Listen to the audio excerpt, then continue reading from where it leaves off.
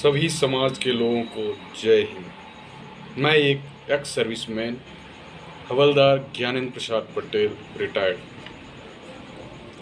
जिस तरह से कई घटनाएं हो रही है, भाई भाई का नहीं हो रहा है, ऐसा आपस में बट रहे हैं हम सब। आज हम किस दिशा में जा रहे हैं? पहली बात तो हम एक इंसान हैं। इंसान को इंसान बने रहना चाहिए, किसी और में नहीं बटना चाहिए। हमें सुनने में आता था, सुनाया जाता था कि वहाँ ये घटना हुई, वो घटना हुई, लेकिन आज देखने को मिल रहा है कि भाई भाई को काट रहा है। हिंदू, मुस्लिम, सिख, ईसाई ये सब होते थे, लेकिन आज जातिवाद किए जा रहे हैं। किसी ने ये नहीं बोला, किसी मीडिया चैनल ने ये नहीं बोला कि इसको शांत कैसे किया जाए, इसको शांत कैसे किया जाए। आज गांव में ये हालात हो गए हैं कि आपस में लड़ते हैं। नशा इतना भयंकर हो गया है, हर जगह नई पीढ़ी नशे में इस तरह से धुन हो रही है। इस पर आज तक किसी समाज के ठेकेदारों का ध्यान नहीं जा रहा है, चाहे वो किसी भी समाज के ठेकेदार हो। गांव की स्कूलों का वो हाल हो गया है कि वहाँ पढ़ाई के नाम पे कुछ भी चीज़ें नहीं रह गई। इस पर किसी भी ठेकेदारों का ध्यान नहीं जा रहा है। बच्चों को नशे से कैसे दूर रखें, इस पर किसी भी ठेकेदार का नज़र नहीं जाता। इस पर कोई भी ऐसा नहीं बोलते।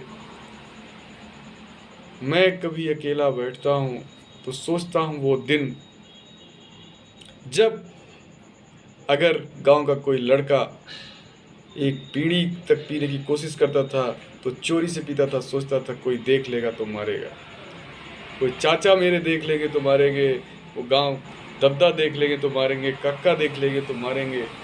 लेकिन आज उसी चच्चा के साथ बैठकर पीते हैं लोग, बच्चे उसी भैया के साथ पीकर बैठते हैं, उसी कक्का के साथ पीने के लिए बैठते हैं और कोई डर नहीं रह गया।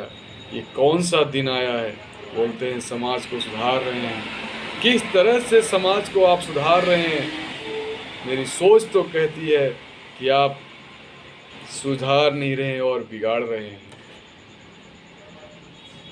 क्या बोलूँ मैं, ऐसा मन व्यथित होता है कि आज वो सौहार्द नहीं रह गया गांव में, या कहीं भी भाईचारा नहीं रह गया है।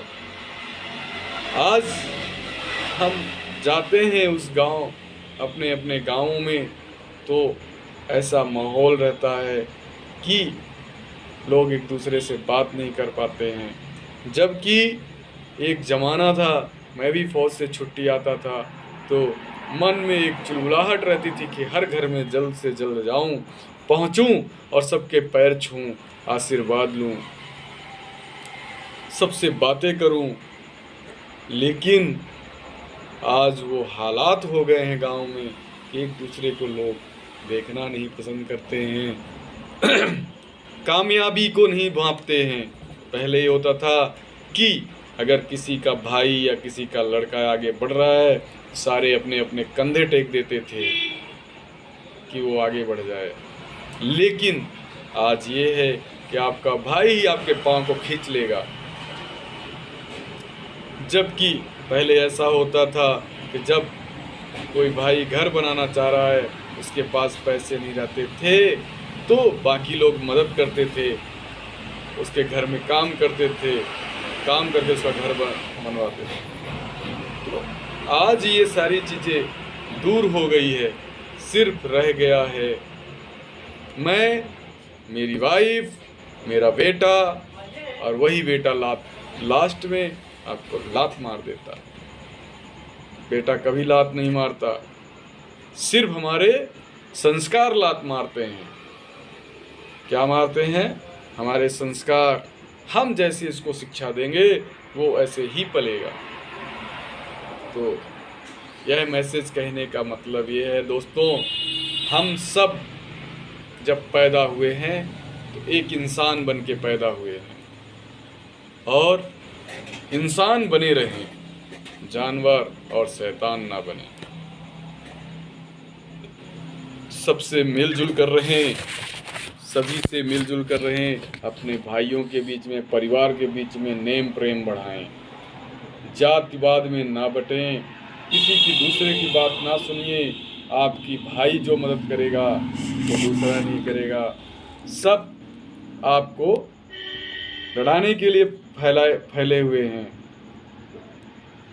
आज आप देखेंगे राजनेता हमारे सामने भाषण देंगे कि कांग्रेस ये है, बीजेपी ये है, बीएसपी ये है, और एक दूसरे जब उनके कुछ त्यौहार होते तो एक दूसरे के साथ मिलकर बैठकर हंस के वो अपने पार्टिसिपेट करते हैं, एक दूसरे की वो मदद करते हैं। लेकिन हम आप ये सोचते हैं वो तो कांग्रेस का है, वो बीजेपी का है, वो भाजपा का, उसकी मदद नहीं करना, उसको किस तरह से तोड़ना है। इसलिए आप सभी लोगों से मेरा आग्रह है कि आप सब लोग शांत रहें, शांति बनाएं और सबको समान इज्जत दीजिए, सबके साथ रहें, परिवार में वो एक मुट्ठी में बंधे रहें, अपने भाई का कहना माने, अपने पिता का कहना माने, अपने परिवार का कहना माने। परिवार में अगर आप झगड़ा भी करेंगे, ये बताइए, अगर आप झगड़ा करते किससे झगड़ा करेंगे? मान लीजिए मैं घर बनाना चाहता हूँ, मैं घर नहीं बना पाता हूँ किसी कारणवश, तो किससे झगड़ा करूँगा? ये जीवन मेरा कितने दिन का बचा है? कुछ नहीं, 10 साल, 20 साल, 30 साल, 25 साल जिएगा आदमी, कट जाएंगे यार। घर जरूरी नहीं है, परिवार जरूरी है। आप गाली देंगे किसको देंगे? झगड़ा करेंगे किससे करेंगे? अपने परिवार, अपने भाई से झगड़ा करेंगे। मान लीजिए अपने चाचा से झगड़ा करेंगे, उनसे झगड़ा करेंगे। अरे चाचा तो पिता के समान होते हैं, भाई तो भाई होता है, ताकत होता है, परिवार आपकी ताकत होती है। आप उनसे किस लिए झगड़ा करेंगे? आज नहीं तो कल उनका दिमाग खुलेगा, वो सोचेंगे नहीं, एक मजबूती के साथ रहना चाहिए और सब मिल बांट के खाना चाहिए। ऐसा नहीं करना है।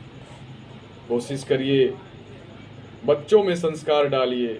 बच्चे अगर पारिवारिक रहेंगे तो परिवार में संतुष्टि रहेगी और समाज में शांति रहेगी और सभी लोग शांत रहेंगे।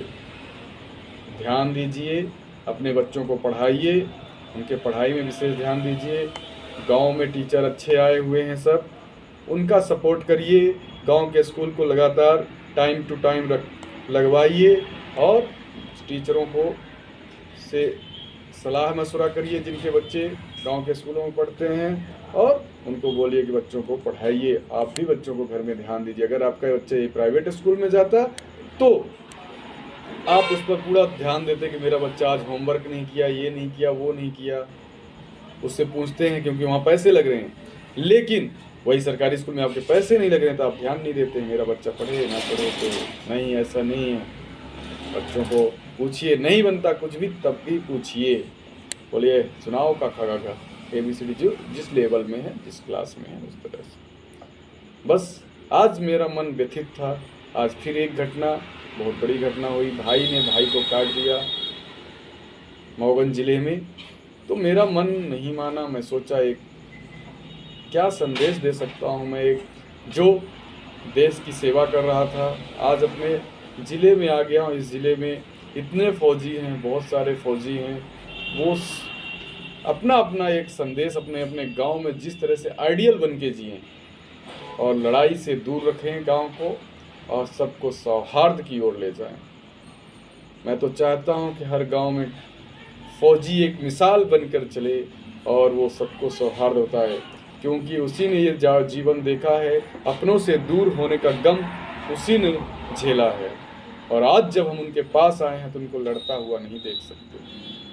हम वहाँ भी रक्षा किए हैं और अपने कंधे में अपने समाज की जिम्मेदारी भी रखना जानते हैं। सबको प्रणाम।